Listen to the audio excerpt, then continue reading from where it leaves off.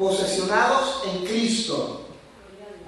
Posesionados en Cristo. Y si hay que darle o ponerle un título, le pondría la línea roja. Santo Dios. La línea roja. Pero el tema es ese, que estamos posesionados en Cristo. ¿Cuántos están posesionados en Cristo? No estoy hablando de conquista y... No. La posición que tenemos en Cristo, posicionado en Cristo. El lugar donde estamos nosotros, en el sentido espiritual.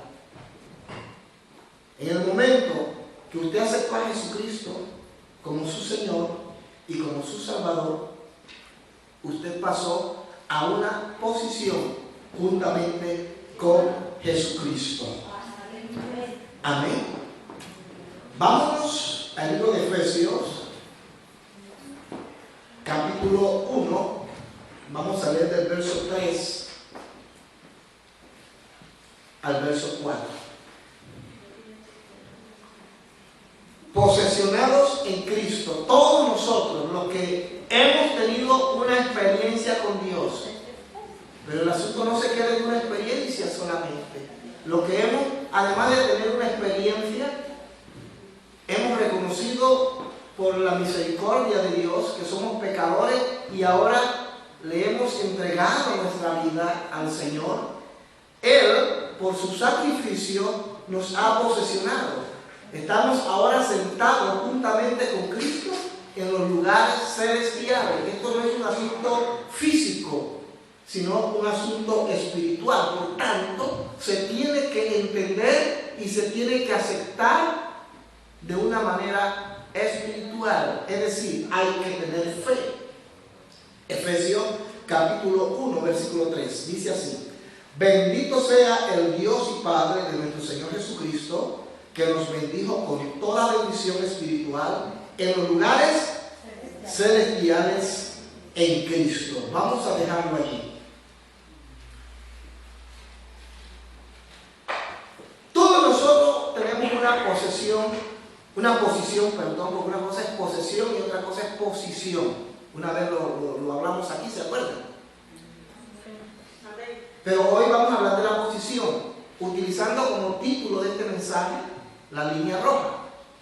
Todos tenemos una posición, es decir, yo estoy posicionado en Cristo.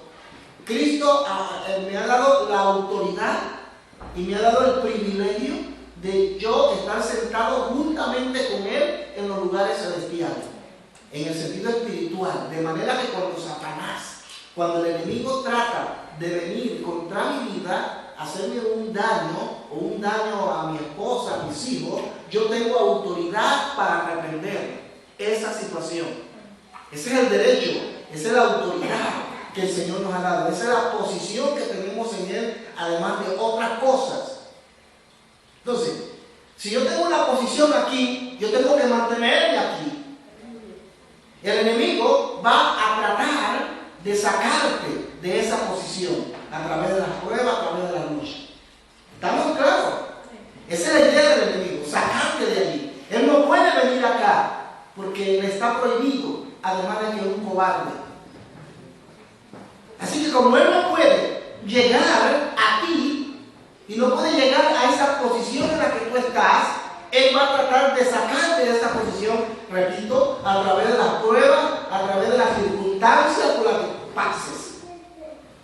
¿Estamos claros?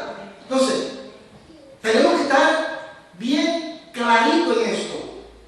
De manera que cuando Él viene, tú tienes que estar firme allí. Ahora, Él no puede llegar acá, pero va a lanzar dardos de maldad. Va a lanzar pensamientos para ver dónde te da y dónde está tu parte débil. Y una vez que Él ubica esa parte débil, entonces te va a trabajar por allí para sacarte de ese lugar. Mira que Él no vino acá, pero a través de eso, Él va a tratar de sacarte. Porque esa es la idea del diablo. Sacarte de tu posición en Cristo Jesús. Este tema que tocaré, no sé si lo voy a terminar hoy, espero que sí. Tiene como propósito llamar la atención sobre un hecho que, si no es tan nuevo, porque, y van a entender a qué me estoy refiriendo, si no es tan nuevo, porque es viejísimo, ciertamente está teniendo mucho que ver en la conducta de nosotros los cristianos. Mire que no estoy hablándole a la gente que no conoce a Cristo. Ahora, si hay alguien que no conoce a Cristo, también reciban.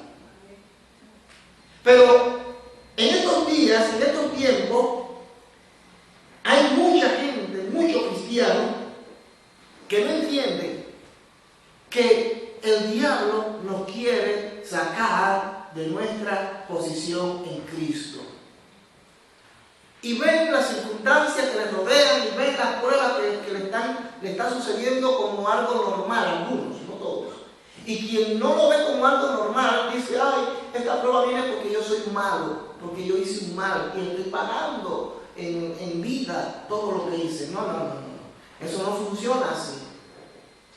Debe entender que el diablo te está llevando a esa situación, te está tentando, te está probando, porque te quiere sacar de la posición en la que estás en Cristo. No lo hace porque tú seas malo, porque tú seas perverso, porque ahora en Cristo tú eres justo, en Cristo, y eso usted lo tiene que aceptar por fe. Si usted no lo cree, entonces no es justo.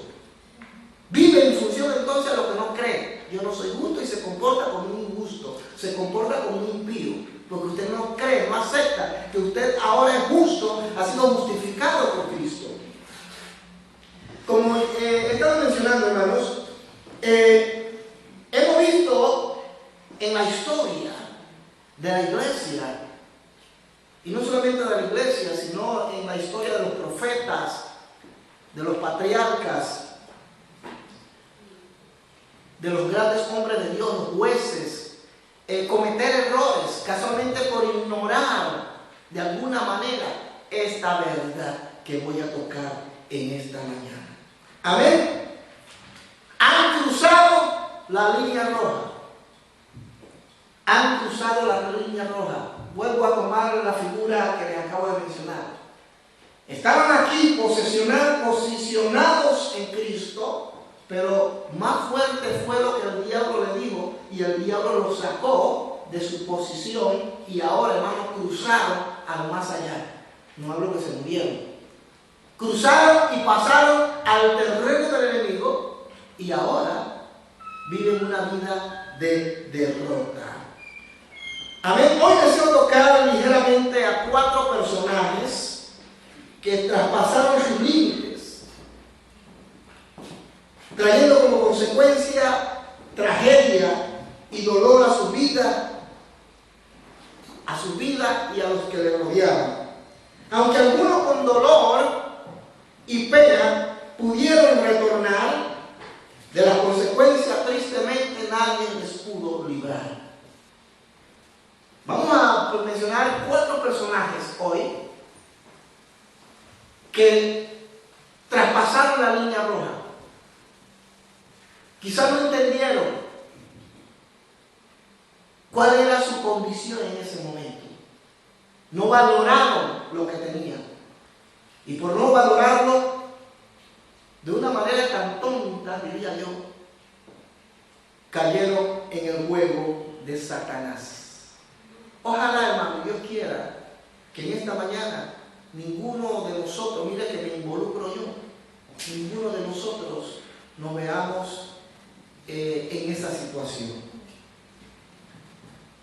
El primer personaje que quiero tocar es a Esaú. Aquí le llamaríamos la línea roja de la herencia. Vámonos a Génesis. Génesis capítulo 25. Génesis capítulo 25, versículo 27 al 34. Y crecieron los niños, y Esaú fue diestro en la casa, hombre de campo, pero Jacob era varón quieto, que habitaba en tiendas, y amó Isaac a Esaú, porque comía de su casa, mas Rebeca amaba a Jacob. Es decir, hermano, los dos padres decidieron, uno amaba más a uno que al otro. Ojalá ustedes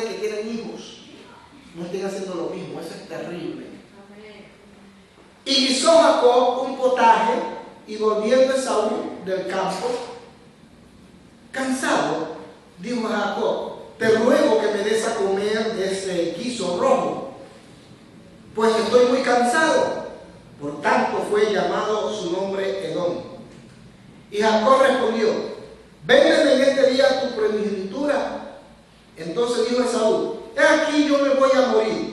¿Para qué pues me servirá la primogenitura? Y dijo Jacob: júramelo en este día. Y él le juró y vendió a Jacob su primogenitura. Entonces Jacob dio a Esaú pan y del guisado de la lenteja, y él comió y bebió y se levantó y se fue. Así menospreció Esaú la primogenitura. La línea roja de la herencia. El privilegio de ser el primogénito en su familia llevó a Esaú a cometer su más grave error. La historia dice, la Biblia relata de que eran dos hermanos, Jacob y Esaú. Esaú era el mayor. Por herencia, Esaú era dueño de la primogenitura. Eso implicaba que Esaú tenía ciertos derechos y ciertos beneficios que no tenía Jacob. Claro, Jacob también tenía sus beneficios, pero es decir, Esaú estaba sobre Jacob. Aunque la Biblia dice que el mayor serviría al menor. Pero independiente a eso, Esaú como primogénito tenía el derecho en la propiedad, tenía ciertos privilegios que le concedía Abraham, su padre. Pero dice que un día Esaú se fue a casar, porque Esaú era diestro en la casa, era un hombre velludo, fuerte, mientras que Jacob era más delicado, era más casamentero, era hombre de casa, no se esforzaba mucho. Así que Abraham amaba más a Esaú y Sara amaba más ¿a quién? A Jacob. Así que un día Esaú se fue a casar como era costumbre, pero regresó cansado. Parece que no había casado nada. Y llegó y siente en su nariz un delicioso estofado de conejo. No sé si era estofado de conejo, no sé qué era. Ya me dio hambre. Y claro, el hambre que él tenía era tan voraz que él se acerca donde su hermano y dice: oye, ¿qué estás cocinando? Dice: mira, estoy haciendo unas lentejas aquí con esto y lo otro. Y Esaú dice: oye, tengo hambre, dame de comer. Pero Jacob, ni tonto ni perezoso, dijo: oye, te doy de comer, pero con la condición de que tú me vendas tu primogenitura. Jacob, ni corto ni perezoso, y Saúl tampoco, ni corto ni perezoso, dijo: está bien, al final me voy a morir. No en ese momento. Como algunos dicen: si aquí algún día vamos a morir, no importa. Dame de tu estofado, dame de tu comida, no importa, te lo juro, te lo juro que será tuya, y se la vendió. Y se comió la comida. Y ya cuando estaba lleno, dijo: wow, qué rico, qué lenteja más rica, qué ceviche. Oh hermanos,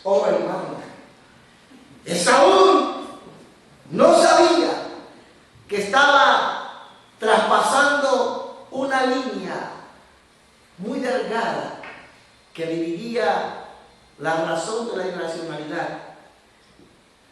Esaú se estaba olvidando de que esa primogenitura era más que una herencia, representaba su futuro. Representaba la promesa, representaba la continuidad de promesas que Dios le había dado a su padre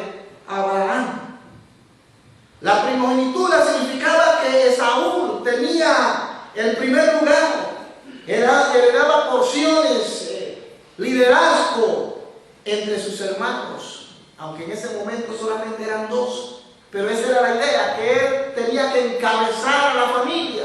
Cuando Abraham muriese, él se iba a encargar de dirigir a la familia. Él tenía poder de autoridad para decidir en un determinado momento una decisión a tomar.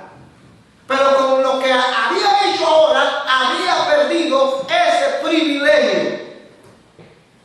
Esaú no valoró lo que tenía. No miró el futuro. Vivió en un eterno presente.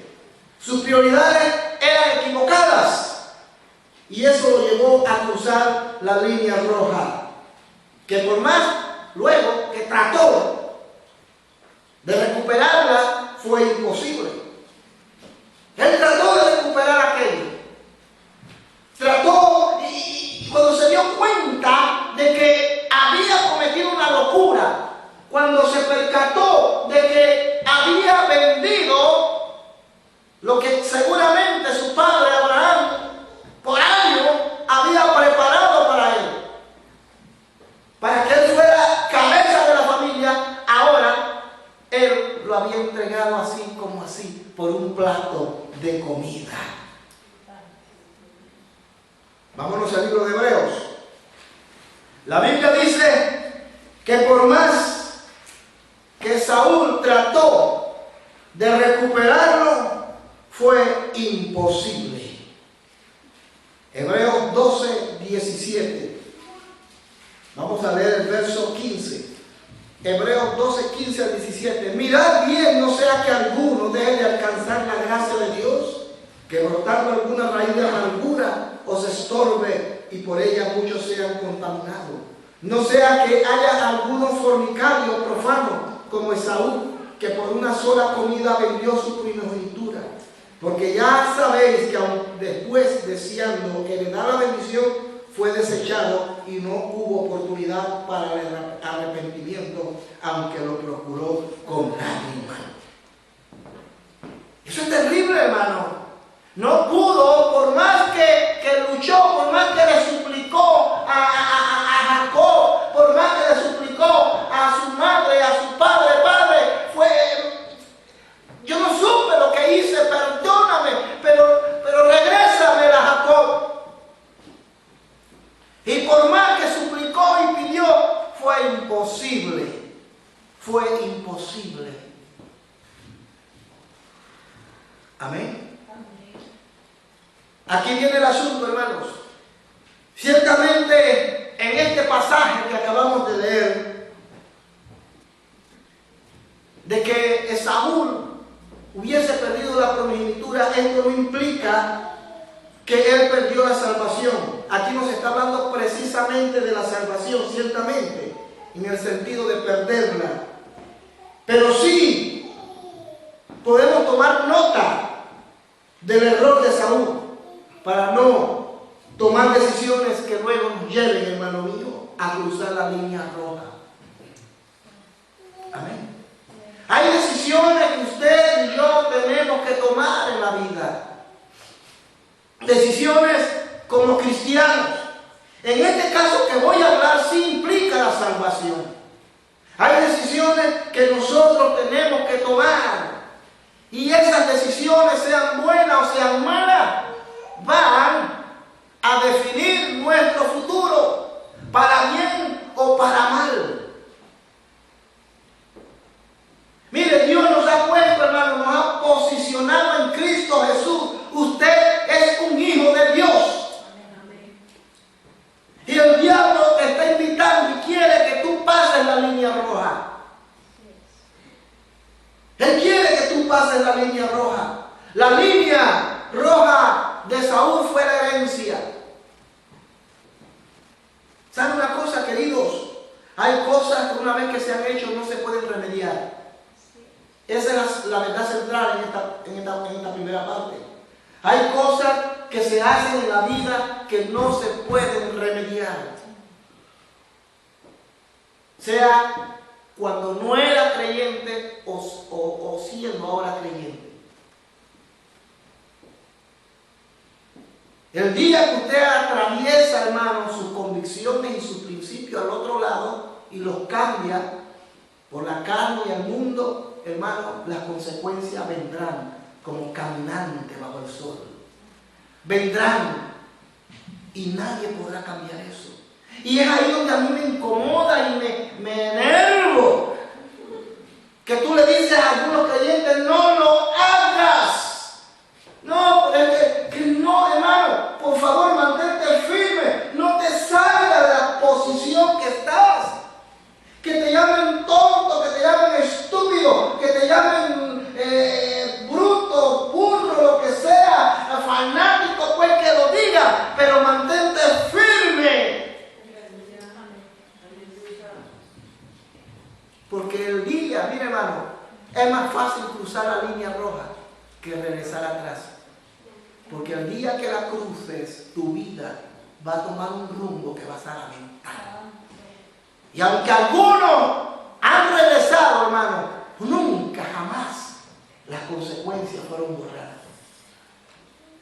Hay cristianos que se preguntan, pero ¿por qué Dios no me quita esto? ¿Por qué Dios permite esto? La pregunta es, ¿será que tú cruzaste la línea y por su misericordia regresaste nuevamente al otro lado?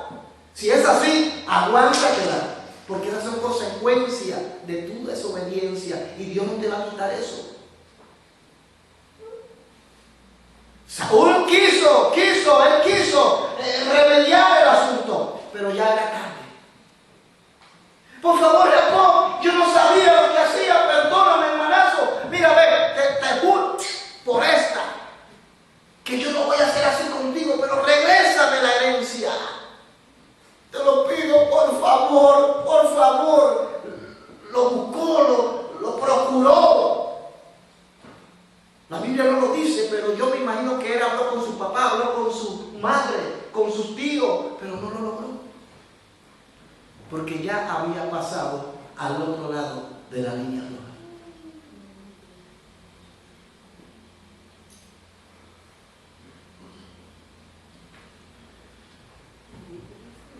Amén, hermanos.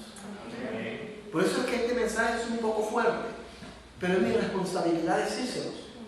Porque me temo que algunos, si no la cruzaron, si no la han cruzado, ya están a punto de cruzarla. Algunos ya la cruzaron, lamentablemente. El pastor, que yo no sé, mi hermano, usted se lo buscó. ¿Qué quiere que haga? ¿Qué quiere que haga? Seguro que si yo fuera Dios, yo diría, ay, sí, hermano, bueno, venga. Ya, desapareció todo. Ay, venga, pase, pobrecito, pobrecito. Dios no actúa así. Dios es justo. Es justo. Y yo lo hablé el domingo antepasado. Dios no se deja guiar por las emociones. No está sujeto a los sentimientos como usted y como yo. Por eso yo no puedo ser Dios. Entonces lo que trato de decirle, hermano, antes de tomar una decisión, antes de pasar la línea roja, ya tiene el otro, ya tiene que ir allá, todavía está tiempo de mirar para atrás. Muchos claman y piden a Dios que Dios haga aquello, haga lo otro. Dios puede hacer algún milagro, claro que sí. Amén. Puede hacerlo en su misericordia. Pero hay cosas, hermano, hay cosas y cosas que no valen milagro, no valen ni tu fe, por más que lo procure. Puedes regresar nuevamente al punto donde estás. Gloria a Dios. Amén. Por eso que hablo de que no pierdes la salvación. En ese sentido. Vuelves y te arrepientes, gloria a Dios, y vuelves a la iglesia, vuelves a tus principios, a tus valores, pero las consecuencias van a quedar allí. Así que, ojo, hermano. Entonces ese sería el primer punto, el primer personaje, Esaú, la línea roja de la herencia. Hermano, nosotros tenemos una herencia. No vendamos nuestra herencia por un plato de lentejas. No vale la pena. No venda sus principios y sus convicciones. No vale la pena. ¿O hay algo mejor que el cielo? Tengo allá en el cielo, tengo allá en el cielo una gran mansión. Que me dijo Cristo, que me dijo Cristo, que me va a dejar allá uso. Hermano, no hay nada como el cielo. Entonces no venda su condición de hijo para hacer ahora por un plato de lenteja. No venda esos principios por andar hablando lo que no es correcto. No venda su condición de hijo de Dios, hermano mío, por una mujer. No venda sus principios y sus valores por un hombre. No vale la pena. Porque el día que te metas en ese problema, hermano, serás salvo. Te irás para el cielo cuando Cristo venga. Pero las consecuencias no nos va a librar ni siquiera Dios. El segundo personaje, el primero dijimos que era Esaú. El segundo personaje es Saúl. No es Saúl, Saúl. Tampoco Saúl es de Colombia. Tranquilo, Saúl. Tranquilo, no es como usted. Aquí es la línea roja del abuso. Primera de Samuel. Den un aplauso al Señor, hermano. Relájese.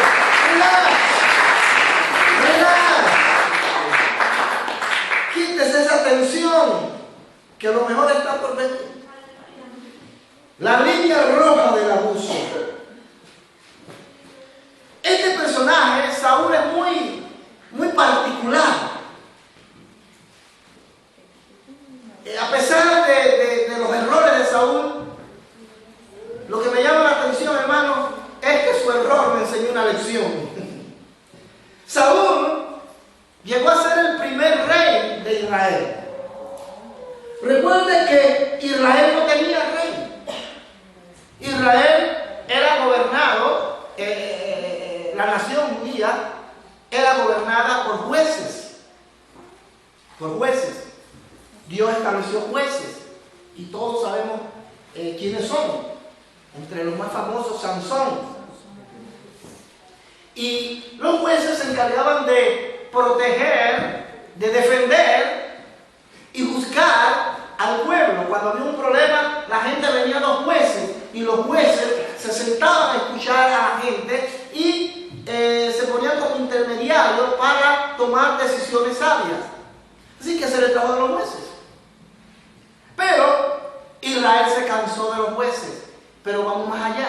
Israel se cansó de tener a Dios como rey. Y comenzaron a mirar a las demás naciones, a los filisteos, a los filisteos, a los jebuseos y a todos los feos que les rodeaban. Y decían, ellos tienen reyes. ¿Y por qué nosotros no podemos tener también un rey? Queremos un rey. Entonces, desecharon a Dios como rey y pidieron un rey como las demás naciones. Y Dios dice, ¿quién es rey? Bueno, le voy a dar un rey, pues. Y Dios escoge, por medio de Samuel, a este hombre, Saúl. Dice que era un hombre altísimo. Aquí el más alto hasta ahora creo que es Marcos. Pero era mucho más alto que Marcos. Era altísimo. Es posible que llegaba casi a los 2 metros, dicen algunos. Imagínense, el tipo era grande, el tipo era pechipeludo, 4 cuartas, hermoso, bien parado. Pero cuando se tuvo que enfrentar a Goliat le pasaba como 3 veces más por encima. Y cuando Goliat se apareció, se mostraba que las rodillas le pegaban una a la otra. Imagínense. Pues a ese hombre Dios lo escogió como rey de Israel. Amén. Así que Saúl llegó a ser el primer rey de Israel. Amén. El primer rey de Israel. Usted lo puede encontrar en Primera de Samuel. No vamos a entrar en esos detalles, pero usted lo puede ver en su casa. El capítulo 8 de Primera de Samuel, donde Israel pide rey. Bien, vamos al punto. Así que Dios le pide un rey y Dios escoge entonces a Saúl. de Saúl como rey era exclusiva. Ser rey. Amén. Gobernar con justicia. Por medio del Espíritu de Dios. Defender al pobre, al débil. Ser de alguna manera, representar de alguna manera a Dios en ese sentido en la tierra. Pero él no podía, no debía interferir en los asuntos espirituales, es decir, sacerdotales, porque eso le competía a los sacerdotes y a los levitas. Así que era un cargo exclusivamente de rey, de gobernar y dirigir a su pueblo. Pero ¿qué sucede? Saúl también traspasó su línea roja. Por eso que le llamamos la línea del abuso. Saúl abusó de su condición de rey para hacer lo que no le competía. Así que ahora él era rey, imagínense, ese hombre grande, fuerte, bien parecido, pechiperú, 4 cuartas, 1,5 metros, no que 1,5 metros, 2 metros, y imponente. Así que qué mujer, hermano, se podía resistir a la belleza y a la majestad, humanamente hablando, de ese hombre. Así que él se sentía el rey. Pero como en ese tiempo ellos iban a la batalla, a la guerra, porque peleaban contra los filisteos, Saúl fue a la guerra con su ejército. Y Dios le dijo a Saúl, y eso lo vamos a ver en el capítulo 13, versículo 12 de 1 de Samuel. Vamos a leerlo. Dice la Biblia que Samuel le dijo a Saúl: espera hasta que yo llegue y no hagas ninguna locura, no ofrezcas ningún tipo de sacrificio, no hagas nada. Yo voy a llegar, yo voy a estar con ustedes. Es decir, Samuel, que era el profeta, también era juez y representaba la voz de Dios. Representaba la parte espiritual. De manera que Saúl le dice al rey: espera aquí. Pero el tiempo pasó, hermano. El tiempo pasó y tenían que ir a la guerra con los filisteos. Como quien dice, tenían que ungirse, tenían que orar, tenían que hacer un sinfín de cosas para que cuando fueran a la guerra no tuviesen problemas. Gloria a Dios. ¿Están conmigo? Siendo como que algunos se perdieron. Voy a repetir nuevamente la situación. Gloria a Dios. Pero tenemos tiempo. Así que Samuel le dice a Saúl: espera el tiempo. Cuando yo llegue, entonces vamos a ofrecer sacrificio a Dios. Ahora miren lo que dice el verso 12 y 13. Vamos a leer el verso 11 de 1 de Samuel capítulo 13. Vamos a leer primeramente, mejor desde el versículo, vamos a leer el capítulo 13, versículo 1 mejor. Dice: había ya reinado Saúl 1 año, y cuando hubo reinado 2 años sobre Israel, escogió luego a 3,000 hombres de Israel, de los cuales estaban con Saúl 2,000 en Micma y en el monte de Betel, y 1,000 estaban con Jonatán en Gabá de Benjamín, y envió el resto del pueblo, cada uno a su tienda. Estamos corriendo más adelante. Vámonos al verso 5. Entonces los filisteos se juntaron para pelear contra Israel, 30,000 carros, 6,000 hombres de caballo, y el pueblo numeroso como la arena que estaba a la orilla del mar, y subieron y acamparon en Micma, al oriente de Bet-Aven. Cuando los hombres de Israel vieron que estaban en estrecho, porque el pueblo estaba en aprieto, se escondieron en cuevas, o sea, tenían miedo, en fosos, en peñascos, en rocas y en cisternas. Y algunos de los hebreos pasaron a Jordán, a la tierra de Gad y de Galad, pero Saúl permanecía aún en Gilgal, y todo el pueblo iba tras él temblando. Imagínense, el hombre era grandotote, y la gente iba a decir: ¡ay, nos van a matar los filisteos! Y él esperó 7 días conforme al plazo que Samuel había dicho. Pero Samuel no venía a Gilgal, y el pueblo se le desertaba. La gente tenía miedo. Dice: no, Saúl, cantidad de filisteos, de incircuncisos que nos van a matar. Y la gente estaba nerviosa, estaba preocupada. Así que comenzaron a desertar, comenzaron a huir. Entonces, ¿qué pasa? Que Saúl comenzó a ponerse nervioso, comenzó a ponerse tenso, comenzó a mirar su reloj. Bueno, no tenía reloj. Comenzó a mirar el sol, comenzó a observar que el profeta no llegaba, que Samuel no llegaba. Mira lo que dice el verso 11. Entonces Samuel dijo, y él esperó 7 días conforme al plazo que Samuel había dicho, versículo 8. Pero Samuel no venía a Gilgal y el pueblo se le incertaba. Entonces dijo Saúl, traed holocausto y ofrenda de paz, y ofreció el holocausto y ofrenda de paz. Y cuando él acababa de ofrecer el holocausto, he aquí que Samuel venía. Aquí viene la respuesta del profeta. Entonces Samuel dijo, ¿qué has hecho? Y Saúl respondió, porque vi que el pueblo se me desertaba y que tú no venías dentro del plano señalado y que los filisteos estaban reunidos en Micmas.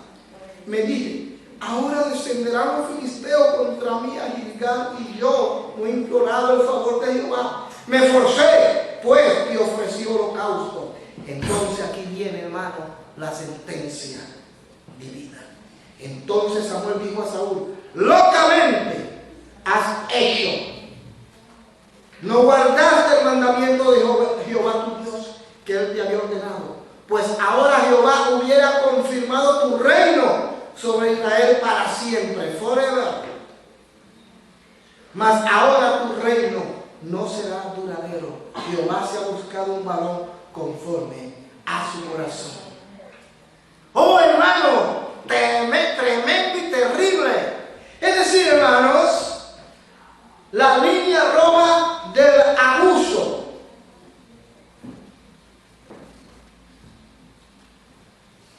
Esaú era rey y su trabajo, su puesto, era simplemente dirigir a Israel. Tenía ciertos privilegios, sí, pero no ese de tomar el lugar que le correspondía a los sacerdotes. Y dice que cuando él veía que Samuel no llegaba, dice que se adelantó y corrió y ofreció holocausto a Dios. Y eso no agradó a Dios. Y la sentencia fue que Dios le dijo, mira, si tú hubieses obedecido, tu reino hubiese permanecido para siempre. Pero como has desobedecido, Dios te desecha. Oh, hermano, Saúl atravesó la línea roja del abuso, abusó de su autoridad. Amén. Abusó de su autoridad. Su acción lo llevaría a cruzar, y cruzó esa línea muy bien deslineada por el Señor, con la triste y fatal decisión de Dios de cortarle como rey de Israel. Y lamentablemente después, hermano, este mismo hombre comienza a cometer una serie de errores y al final muere en la manera que todos conocemos. Queridos hermanos, la aplicación en este caso es que el abuso ha sido la nota discordante en las naciones, en los pueblos, porque las autoridades siempre han querido abusar de los pobres, siempre han querido abusar de los pueblos. Los eligen para que sean presidentes, para que sean alcaldes, para que sean gobernadores, y cuando están en el poder se olvidan, abusan. Y por eso tenemos la guerra. Miren lo que está pasando en Ucrania. Oremos por Ucrania para que no se desate una guerra allá. ¿Por qué? Porque un hombre abusó del poder. Fue elegido para dirigir a esa nación, no para enseñorearse de esa nación. Abusó de su poder. Y mire la consecuencia. El pueblo lo ha desechado. Lo sacaron. Hoy, hermano, dentro de la iglesia lamentablemente está sucediendo lo mismo. Hoy el carácter de muchos de los hermanos, de los cristianos, los lleva, hermano,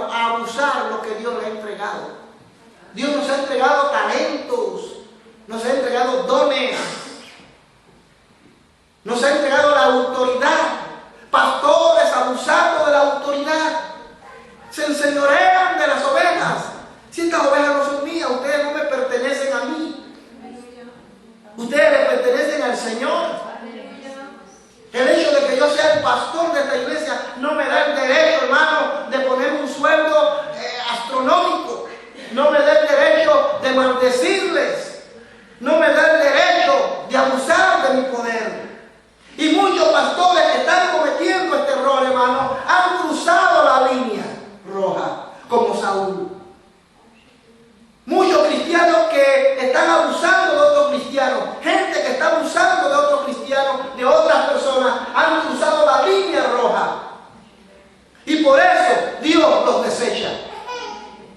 Porque Dios jamás podrá justificar semejante acción. Por eso, hermano, usted no tiene que abusar de la gente. Una de las cosas que a mí me enerva, y lo vimos en Suiza mientras que estuvimos, y lamentablemente también lo hemos visto aquí, lo hemos escuchado, hermano, y voy a decirlo, miren, no es no, pero lo voy a decir, y lo que me miran por YouTube también, escúchenlo. Pero una de las cosas que yo he visto aquí en Europa, en Suiza, en Bruselas, cómo los latinos abusan de sus hermanos latinos. Eso es terrible. Gente prestando dinero. Se usura, hermano. Prestando dinero. Te presto 2.000, pero me tienes que regresar 2.000 de interés. Eso no es de Dios. Son gente que han cruzado la línea roja. Y Dios nos desecha por esa sinvergüenzura. Porque Dios, hermano, no te puso para ayudar a una persona, para abusar de esa persona. Dios no te puso en un ministerio para enseñorearte de las personas. Dios te puso allí para que los dirijas, para que ellos puedan atravesar este valle de sombra y de muerte, guiado por un pastor que los ame y que esté allí para apoyarle. Dios había puesto a Saúl para ser rey, pero Saúl abusó. Eso no le competía a él. No le competía a Saúl. El asunto es que Saúl se cansó, se desesperó.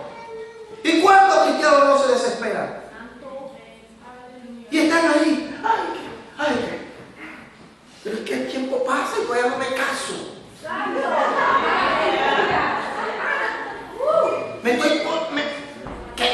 Estoy viejo ya, entonces que ese viejo pues.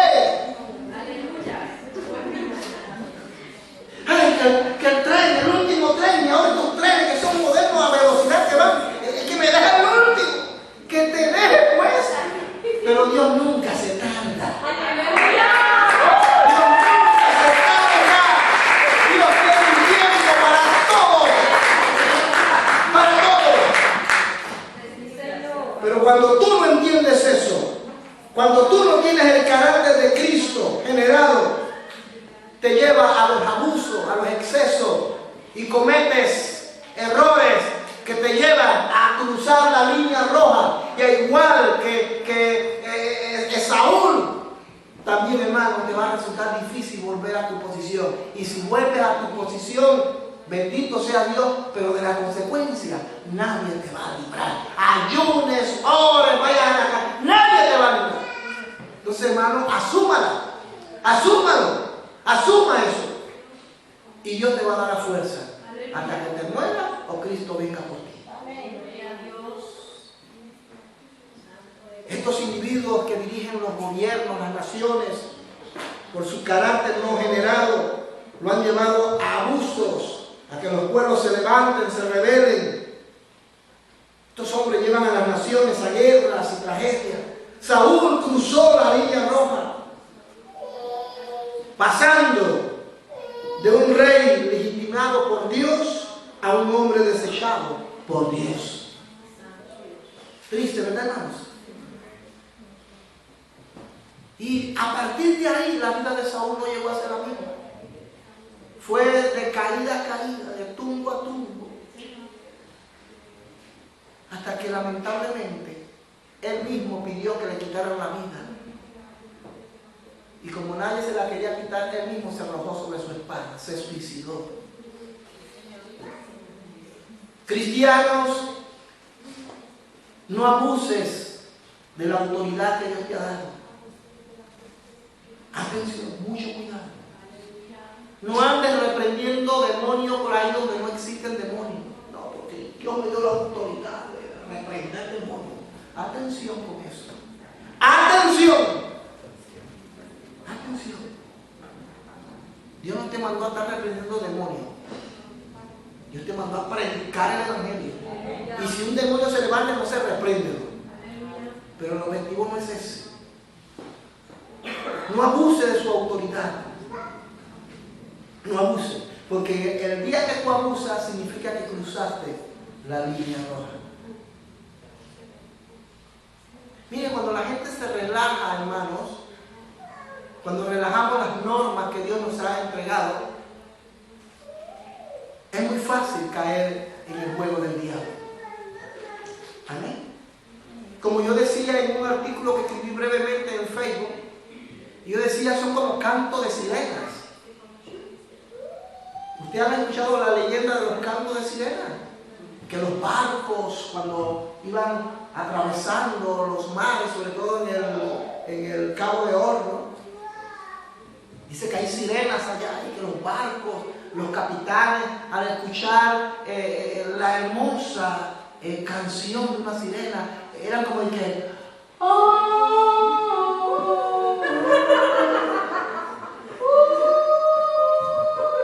como esas sombras tenebrosas. Y dice que se dejaban enamorar por el canto. Y los barcos iban a explorar a los arrecifes, a las rocas, y se mataban. Y veían, dice que a la sirena, y ellos quedaban embobados. Pues hermano, cuando relajamos las normas, estamos atravesando la línea roja, porque los cantos de sirena nos han atraído. Pero cuando reaccionamos, que ya estamos al otro lado, ya no se puede hacer nada. Amén. Mucho cuidado con los cantos de sirena. Mucho cuidado, hermano, con abusar de la autoridad. Yo soy su pastor. ¿Cuántos creen que yo soy su pastor? Amén. ¿Cuántos creen que yo soy su pastor? Amén. Ah, digan amén. Así que a partir de ahora, aquí todos firmes. A las 9. A las 10:30 el culto. ¡Ay! Y que lleguen tarde. Y algunos tienen, hermano, la osadía de maldecir a los cristianos. Y los cristianos, algunos tontitos, se creen el cuento. Cuando la Biblia dice que el que está en Cristo, nadie lo puede ver maldecir. Así